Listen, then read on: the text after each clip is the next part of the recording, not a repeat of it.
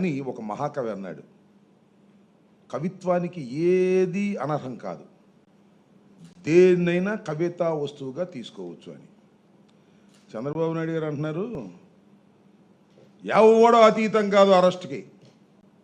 అదిగో ఈయనెవరు, సాక్షి కెమెరామెన్, ఈయనైనా మాట్లాడుతున్న నేనైనా, ఏ రాజకీయ నాయకుడైనా, ఏ అధికారైనా, ఆయన ఐపీఎస్ అధికారి డ్యూటీలో ఉండి డ్యూటీ చేసినా ఎవరినైనా అరెస్ట్ చేసి మారేస్తాను అంతే. డైవర్ట్ ఇష్యూని డైవర్ట్ చేయడం కోసం ఎంతటి వారినైనా అరెస్ట్ చేస్తాను అనే పద్ధతిలో ఇవాళ నడుస్తూ ఉంది ప్రభుత్వం. ఐపీఎస్ ఆఫీసర్ సీతారామాంజనేయులు గారు, పిఎస్ఆర్ ఆంజనేయులు, ఆయన నేను చాలా కాలం నుంచి గమనిస్తున్నా. గుంటూరు కూడా మీ అందరికీ గుర్తుండే ఉంటుంది, గుంటూరు కూడా ఎస్పీగా చేశారు.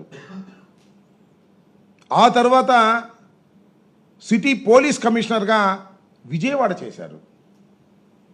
ఒకానొక సందర్భంలో అరవింద్ రావు గారు ఇంటెలిజెన్స్ చీఫ్గా ఉన్నప్పుడు, రాజశేఖర రెడ్డి గారు ముఖ్యమంత్రిగా ఉండి నక్సలిజాన్ని అణిచివేసే క్రమంలో అరవింద్ రావు గారు ఇంటెలిజెన్స్ చీఫ్గా ఉన్నప్పుడు ఆయన దగ్గర ఐపీఎస్ ఆఫీసర్గా పనిచేసినటువంటి నీతి నిజాయితీ కలిగినటువంటి వ్యక్తి పిఎస్ఆర్ ఆంజనేయులు గారు. కష్టపడి ఐపీఎస్ను సాధించి కష్టపడి ప్రమోషన్ల మీద ఇవాళ డీజీ స్థాయికి వచ్చారు ఆయన. మొన్న డీజీపీ లిస్టులో కూడా ఆయన పేరు వెళ్ళింది. పరిస్థితులు బాగుంటే డీజీపీ కూడా అవ్వవలసినటువంటి వ్యక్తి ఇవాళ అరెస్ట్ చేశారు. ఇవాళ అరెస్ట్ చేసి తీసుకొస్తున్నారు. ఏమిటి దారుణం నేను అడుగుతా ఉన్నా. ఎందుకు అరెస్ట్ చేశారు? జత్వాని అనే ఒక మహిళని అరెస్ట్ చేశారని, కొట్టారనో తిట్టారనో ఏదో చేశారని కాదు, డ్యూటీలో ఉండి అరెస్ట్ చేశారని ముగ్గురు అధికారుల మీద కేసు పెట్టారు.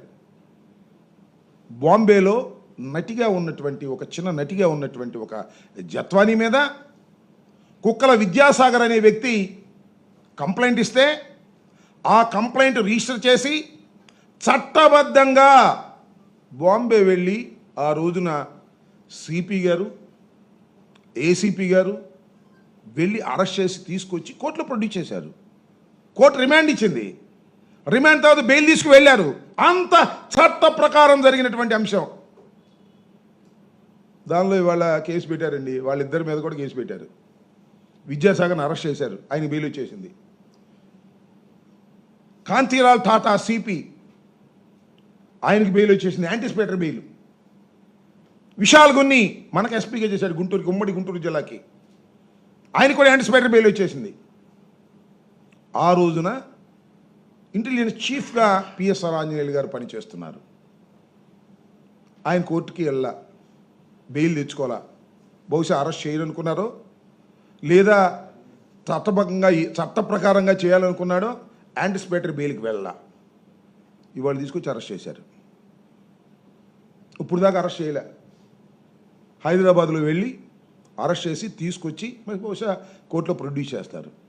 ఆయన నాకు బాగా గుర్తు, గుంటూరులో ఎస్పీగా పనిచేసినప్పుడు గుంటూరులో రౌడీలు గడగడలు అడిపారు. దొంగతనాలు చేసేవాళ్ళు లేరు. శాంతి భద్రత కాపాడటంలో నాకు తెలిసినంతవరకు చాలా తక్కువ మంది గట్టిగా వ్యవహరించే వ్యక్తుల్లో ఐపీఎస్ ఆఫీసర్లో పిఎస్ఆర్ ఆంజనేయులు గారు ఒకరు. అంత సిన్సియర్గా పనిచేసినటువంటి ఆఫీసర్ని ఇవాళ కక్ష బట్టి, ఎందుకు కక్ష పెట్టారా నాకు అర్థం కాలేదు. అంటే చంద్రబాబు నాయుడు గారిని అరెస్ట్ చేశారు కాబట్టి ఇంకా ఎవడైనా అరెస్ట్ చేసి లోపలేసేద్దాం, కక్ష కట్టేద్దామనే ఉద్దేశమా? ఇవాళ తీసుకొచ్చి అరెస్ట్ చేసి ప్రొడ్యూస్ చేసే కార్యక్రమం మంచి సమయాన్ని ఎన్నుకుంటాడు చంద్రబాబు నాయుడు గారు.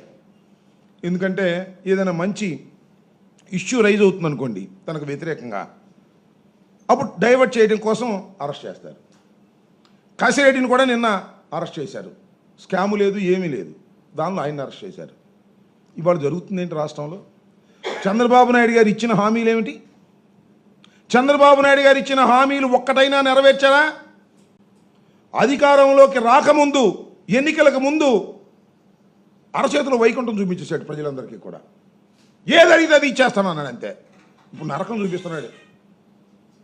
నా వల్ల కాదు, అప్పుడు ఏదో చేద్దాం అనుకున్నాం కానీ చూస్తే భయం వేస్తుంది, నేను చేయలేను అని చేతులు పైకేసేసాడు.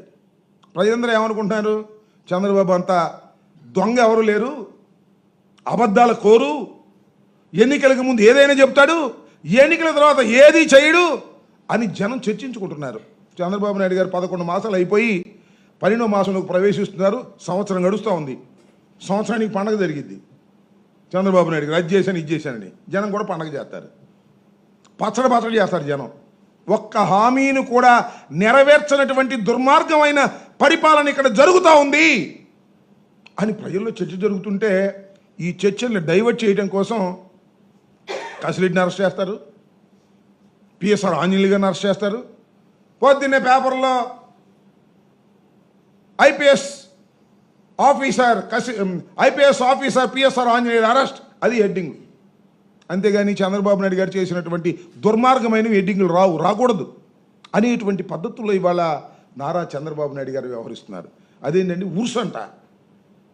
మొన్న పుట్టింది కంపెనీ వైజాగ్లో 3,000 కోట్ల రూపాయల ఆస్తి 99 పైసలకి ఇచ్చేశారు. ఎవరయ్యా ఈ ఉర్స్ అంటే బుస్సును పుట్టింది. నారా లోకేష్ గారు పుట్టించాడంట. దానికి 3,000 కోట్ల రూపాయల ఆస్తిని 99 పైసలకి ఇచ్చేశారు. దోపిడీ కార్యక్రమం. ఇది చర్చలోకి రాకూడదు. పిఎస్ఆర్ ఆంజనేయులు గారు అరెస్ట్ చర్చలోకి రావాలి, కసిరెడ్డి అరెస్ట్ చర్చలోకి రావాలి. ఇవాళ చూడండి, అప్పు తీసుకొస్తున్నారు. అప్పు తీసుకొచ్చి విపరీతంగా ఎస్టిమేషన్లు పెంచేసి దోపిడీ కార్యక్రమం చేస్తున్నారు. రేపు 2వ తారీఖున ప్రధానమంత్రి గారు వచ్చి మళ్ళీ ప్రారంభోత్సవం చేస్తారంట. ఒకసారి ప్రారంభోత్సవం చేశారు, శంకుస్థాపన, మళ్ళీ 2వ శంకుస్థాపన చేయడానికి ప్రధానమంత్రి గారు వస్తున్నారు. విపరీతమైనటువంటి దోపిడీ లంచాలతో సతమతమైపోతుంది రాష్ట్రం. లిక్కర్ దందాలు నేను చెప్పే కాదు, వాళ్ళ పేపర్లు కూడా రాస్తున్నాయి, ఎమ్మెల్యేలు దోచేసుకుంటున్నారని. నేను చెప్పినవి కాదుగా, వైఎస్ఆర్ కాంగ్రెస్ పార్టీ చెప్పిందో లేకపోతే సాక్షిలో రాసిందో కాదు, వారి పేపర్లు ఉన్నాయి కదా 2, వాళ్ళు రాస్తున్నారు. దోపిడీ చేసేస్తున్నారు ఎమ్మెల్యేలు. అధికార పార్టీలో ఉన్నటువంటి ఎమ్మెల్యేలు ఇష్టం వచ్చినట్టుగా దోచుకుంటున్నారు. లిక్కర్ దోచుకుంటున్నారు, ఇసుక దోచుకుంటున్నారు, మట్టి దోచుకుంటున్నారు అని సాక్షాత్తు వాళ్ళ పత్రికలే రాస్తున్నాయి. ఈ విధంగా రాష్ట్ర వ్యాపితంగా ఉన్నటువంటి తెలుగుదేశం నాయకులు, కార్యకర్తలు, చంద్రబాబు నాయుడు గారు, నారా లోకేష్ గారు విపరీతంగా దోచుకుంటున్నారు. ఒక్క హామీని కూడా నెరవేర్చరు. నెరవేర్చకపోగా ఇష్టం వచ్చినట్టుగా వ్యవహారాలు చేసేటటువంటి కార్యక్రమం.